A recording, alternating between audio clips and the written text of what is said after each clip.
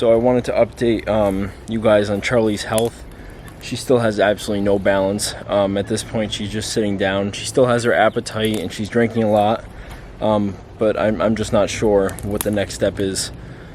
She's still on her steroids. She's still on another medication that the vet gave me, but nothing seems to be helping. She's not getting worse, but her condition still isn't a good one. And so she's laying down right now. You can see when she gets up that she'll fall back. She'll lose her balance. Yep.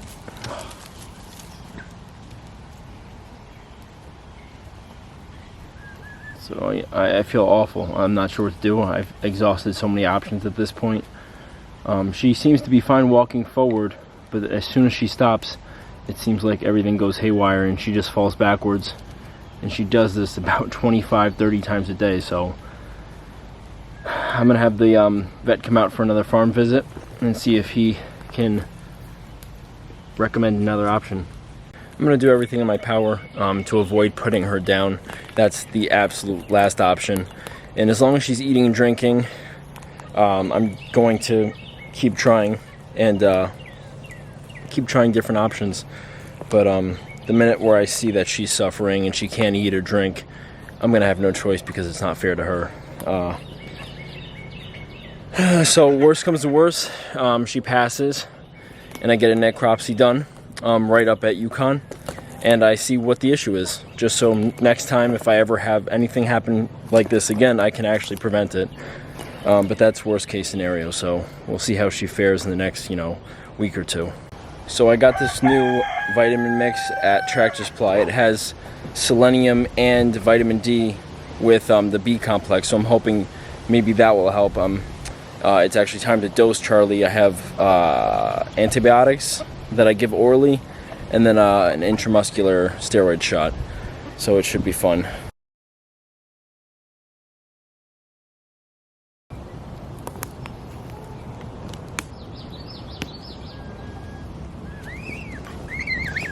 Easy.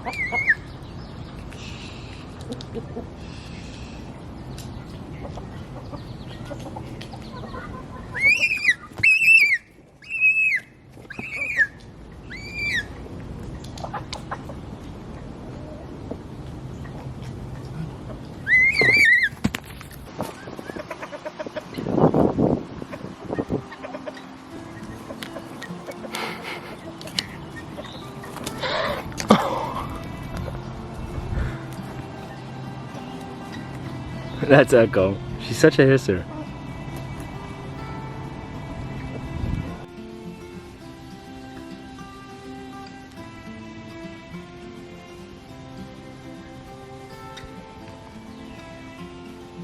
I never really knew how social emus really were until I had a trio of them. Back when I had Rex, it was just him, so I had no way of telling just how he interacted with other members of his species. But now that I have a trio of them and actually one is sick, you can see how they kind of gravitate towards her.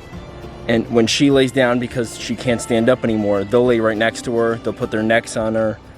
And so just right now, she plopped down and the others were running around. As soon as she plopped down, let me see if I can show you, the other two ran up to her. And so Charlie is, let's see, right in the back. And then Blue and Echo just came down to sit next to her. It just amazes me that they know something's wrong and they kind of just sit there and lay with her. And so these are the two fences in between the coops. This is one of the chicken pens and this is the emu coop. And so this is what it looks like so far. I have to stain in a couple places because the stain shows where I went darker on some areas and where I went lighter, but for the most part it's a cool color. I did this cool gas lantern, you know, in the nighttime if I fill it up and I can't see, I can bring it around. I have to get another one for the other side. Okay, so plans for decorating this coop. I've been busy with the whole Charlie thing and I've been volunteering, but next week I want to buy this. It's a T-Rex head that I saw on eBay, and you can get it for really cheap, and it's about, I think it sticks out 3 feet, and it's a pretty big, it's a full-size head, or a replica at least, and I wanted to hang it right here. And then there was also this 6.5 foot tall, it's a life-size Velociraptor statue, and it's similar to what they use in the actual Jurassic World and Jurassic Park, so I thought how cool would that be to actually try and replicate the movie and decorate it like that. So we'll see what the future holds next week for decorations. So next week is actually a pretty busy week, especially for Blue. He'll be going to the nursing home again, where he goes about every 2 or 3 weeks. I'm trying to get him there as much as I can while he's still young, because bringing a full-size emu is just not possible. And he'll also be going to a middle school. I'll be doing a little show and tell and presentation on genetics, and then just kind of unique animals that kids probably don't see every day. And you'd be surprised, kids sometimes have never seen chickens or ducks. So I'll be bringing Alfred the gosling, a couple ducklings, the emu, as well as a few chicks that I just hatched.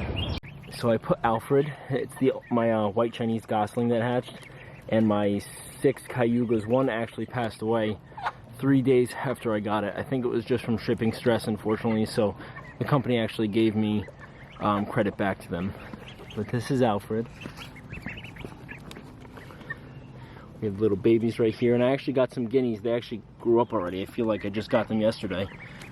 But yeah, they're almost fully feathered, and those will go in the emu run, as well as the ducks and the gosling. And so I have a little Project Marin right here. Such a loud suckers.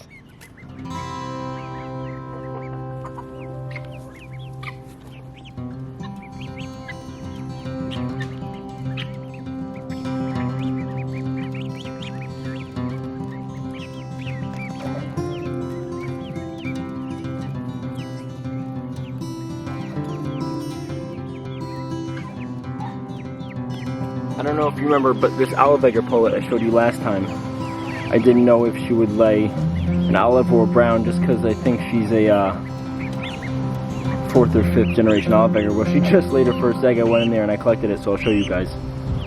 So this is the green she lays. It's pretty. Not bad for a first egg. Usually they're teenier than this. And then these are some of the eggs I actually collected today. And you can see the variation on, I think this camera makes the Marins look darker than they are, but you can see the variation. I get some light ones, I get some cool red ones, my olives. I have a lot of Easter eggers, so I actually have to get rid of some. I have to sell some because I have too much pastel in my egg basket. But these are from today, and I have about 40 more layers that I'm waiting on.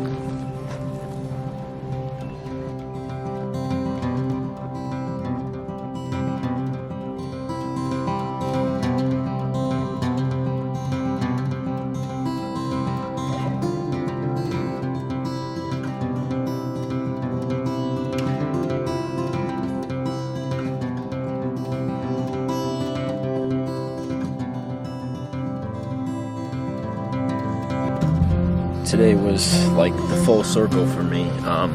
You have Charlie, who's really sick, and I don't know if she'll make it or not. And then I have chicks hatching in the incubator. It's kind of like the good and bad of farming, honestly, or raising animals in general. You have these great days where, you know, you love it and you love the animals and you love everything that's happening, and then you have days or even weeks where it just seems like things are falling apart and animals are getting sick or animals are dying because of animal attacks or just, I mean, anything. So it's just good to keep it real, honestly, sometimes, and that there's shitty days. So on a brighter note, if the middle school allows me to videotape, I'll definitely do a whole YouTube video on what these middle schoolers think of the emu and all the animals that I'm bringing. I think it'll be lots of fun, so stay tuned.